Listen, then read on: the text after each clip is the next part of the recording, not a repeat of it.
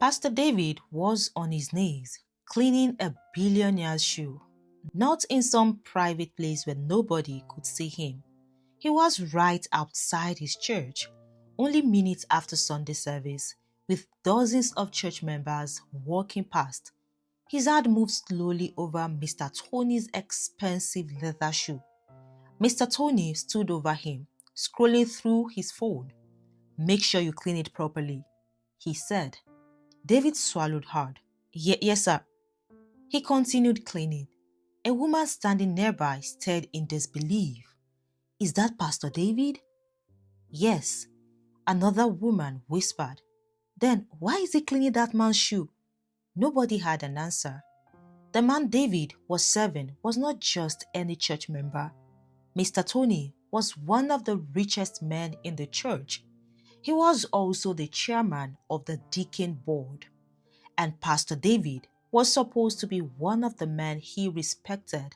Instead, there he was, kneeling at his feet like a servant. Mr. Tony finally looked down. "That's okay." He slipped his phone inside his pocket and stepped into his black luxury SUV. David slowly stood up. His face burned with embarrassment. But embarrassment was not what frightened him. He was afraid of what would happen if he ever refused Mr. Tony. Then he looked up and his heart sank. Gloria was standing across the church compound. His fiancée had seen everything. She walked towards him slowly. "David!" He knew from the sound of her voice that he was in trouble. "What was that?" David looked away. "What was what?" She stopped in front of him. "Don't do that." Her eyes remained fixed on him. "I watched you kneel down and clean that man's shoe." David forced a smile. "It wasn't anything." Gloria stared at him. "You're a pastor, David." "I know. So why was a billionaire treating you like his personal servant?" David hesitated. He knew he couldn't tell her the truth. So he reached for the safest explanation he could think of. "Babe, sometimes humility requires us to serve others. Jesus washed the feet of his disciples." Gloria stared at him for several seconds. Then she shook her head. "Please, don't compare what Jesus did to what I just saw. Jesus washed the feet of his disciples out of love. Mr. Tony was standing there watching you clean his shoes like you were his servant." David's expression changed. She had known him long enough to recognize when he was hiding something. Gloria shook her head. "I don't know what you're hiding from me, but I know one thing. That man has something on you." David's heart skipped. "Gloria, if I ever see you being humiliated like that by him again," she paused, "we will have a serious problem." David nodded quickly. "It won't happen again, don't worry. You promise?" Yes, I promise." Gloria turned and walked away. David watched her leave. Then his face fell because he knew something Gloria didn't. He had no control over whether it would happen again or not. Mr. Tony knew a secret that could destroy everything David had built. His ministry, his reputation, his relationship with Gloria. And if that secret ever reached the senior pastor, David could lose everything. It had started 3 weeks earlier. David had gone into the senior pastor's office one evening to drop off some documents. The senior pastor wasn't there, but his wife, Susan, was. David had always been uncomfortable around Susan. For months, she had been making comments that crossed boundaries. David entered the office expecting to drop off the documents and leave.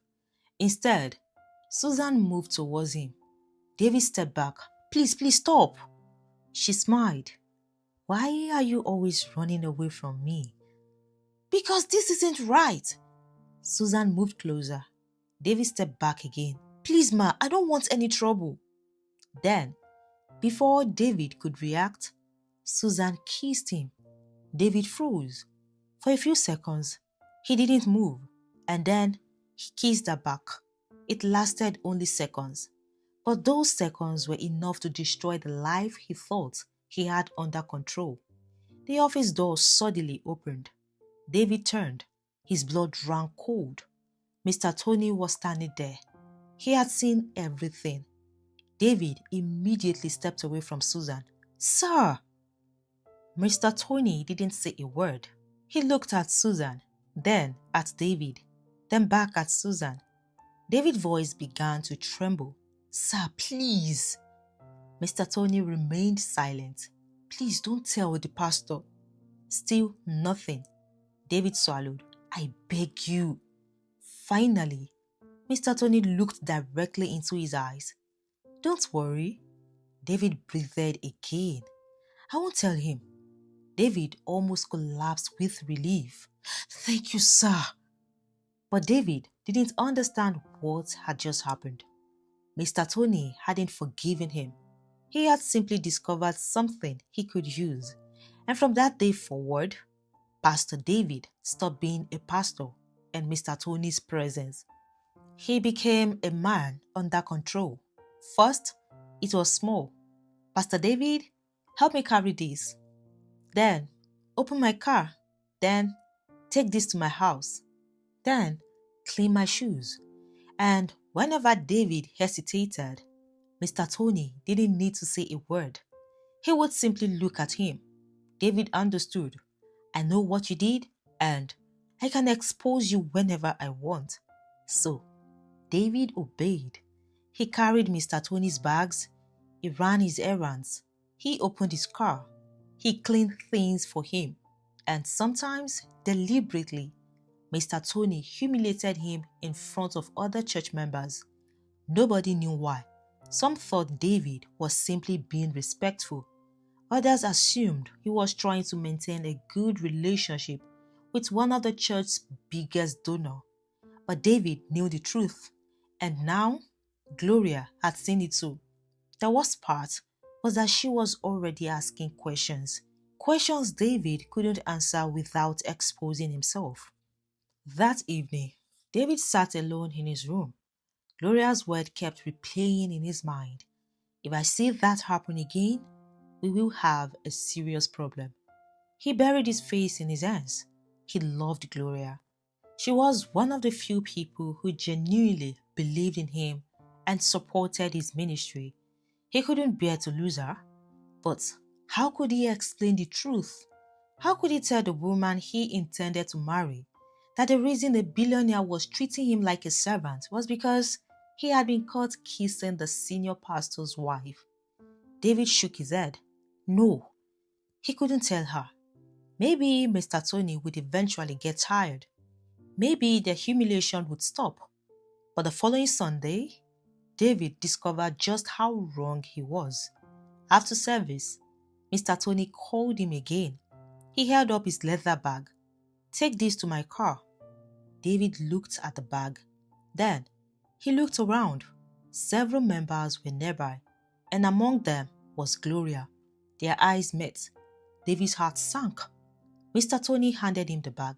Then, he handed him his Bible too. "Take this as well." David reluctantly collected it. Mr. Tony began walking towards the car park. David followed behind him, carrying his bag and Bible. From a distance, it looked as though the billionaire was walking like a king, while the junior pastor followed behind him like an errand boy. Gloria did not wait until the next day. That same evening, she went to David's house. The moment he opened the door and saw her standing there, he knew this was not going to be another ordinary conversation. "Gloria!" She walked inside. David closed the door behind her. "What happened?" Gloria turned around. "What exactly is going on between you and Mr. Tony?" David's face changed. "Nothing." "Nothing?" Her voice rose. "Don't lie to me again, David." He stared at her. "I have watched that man humiliate you in front of people. And every time I ask you about it, you give me one excuse or another. Today, I want the truth and nothing but the truth." "Gloria, no!" She pointed at him. You will tell me what is happening between the two of you, or I will leave you for good. David went silent. He looked at the woman standing before him. Gloria was angry, but beneath the anger, he could see something else. She was hurt. She was tired of being kept in the dark, and for the first time, David realized that if he continued hiding the truth, he might lose her anyway. He loved Gloria. He couldn't bear the thought of losing her. He lowered himself onto the sofa. Sit down. Gloria remained standing. No, just tell me. David took a deep breath. Mr. Tony is blackmailing me. Gloria's expression changed. Blackmailing you? Why? David nodded. He caught me doing something I should never have done. And what did he catch you doing? Please just go straight to the point. David struggled to speak. Then, he finally broke down and told Gloria everything that had happened between him, Susan, and Mr. Tony. For several seconds, she couldn't say anything. She looked at him as though she was seeing a completely different person. You kissed the senior pastor's wife? David lowered his head. Yes. Gloria stepped back.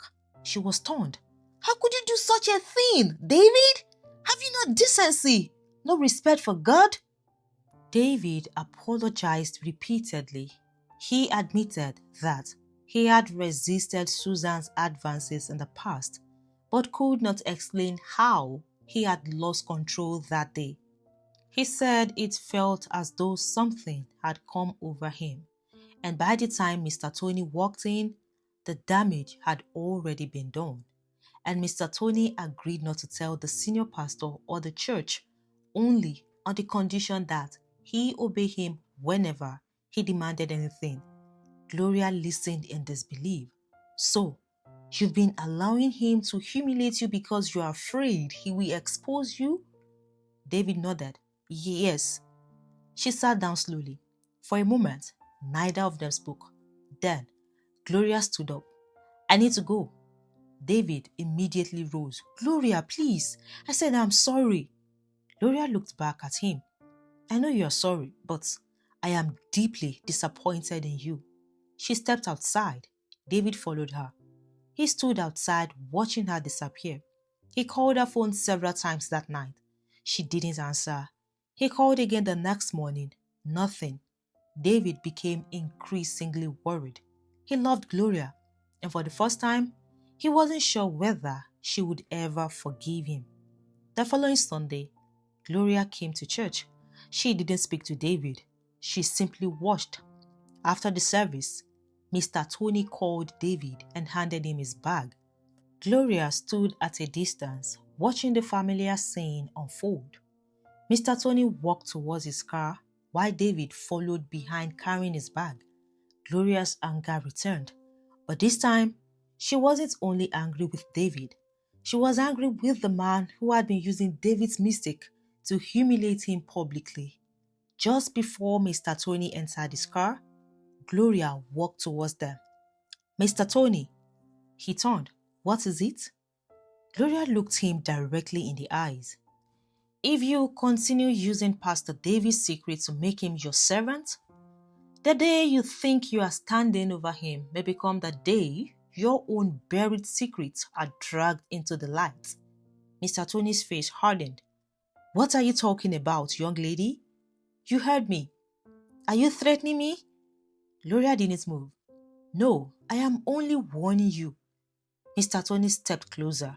Young lady, learn to respect your elders and mind your business. Gloria watched him drive away. She had said what she came to say, but Mr. Tony clearly had no intention of listening. The following Sunday, it happened again. Gloria watched David carrying the bag towards the car park. Then, something inside her snapped. She stood up. Everybody wait! Members turned. Gloria walked towards them. Mr. Tony frowned. What's the meaning of this? Gloria looked directly at Mr. Tony. You are a ritualist. You used your own mother for a money ritual. Mr. Tony froze. The accusation hit him with such force that He could not immediately respond. Nobody in the church knew about that part of his past, but Gloria did. Her father had been a ritualist long before she became a Christian. Growing up, she had seen all kinds of people come to him secretly, desperate for wealth, power, and influence. Some wanted money, some wanted fame, some were looking for spiritual power that would make people fear and obey them. Even some people who presented themselves publicly as men of God had visited her father, looking for power to build their ministries and attract larger crowds.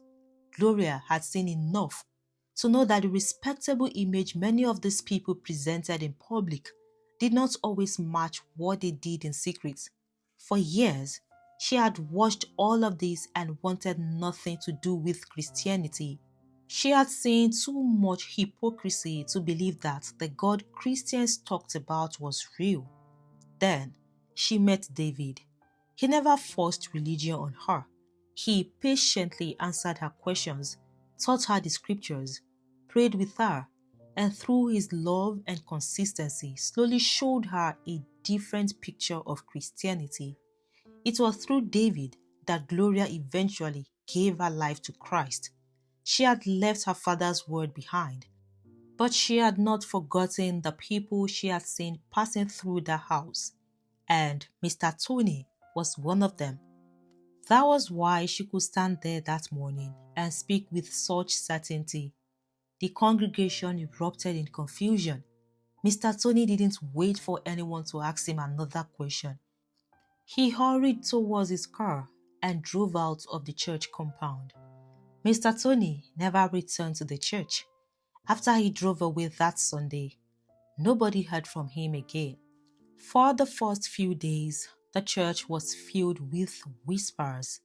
People discussed what Gloria had revealed. Some were angry that a wealthy man with such a terrible past had been made chairman of the deacon board simply because he was generous and influential. Others were ashamed. They had praised Mr. Tony for his money without ever asking whether his character matched the position he occupied. The senior pastor eventually called a meeting with the church leaders. The senior pastor admitted that the church had placed too much importance on financial contribution and social status. "We cannot continue this way," he told the leaders. "A person's wealth does not qualify him to lead God's people." They agreed that leadership appointments would no longer be based on who gave the most money or who had the greatest influence in society.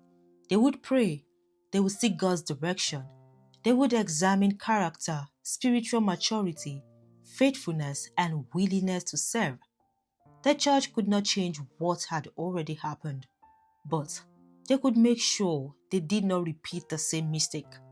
David, meanwhile, had made his own decision. He requested a transfer to another branch.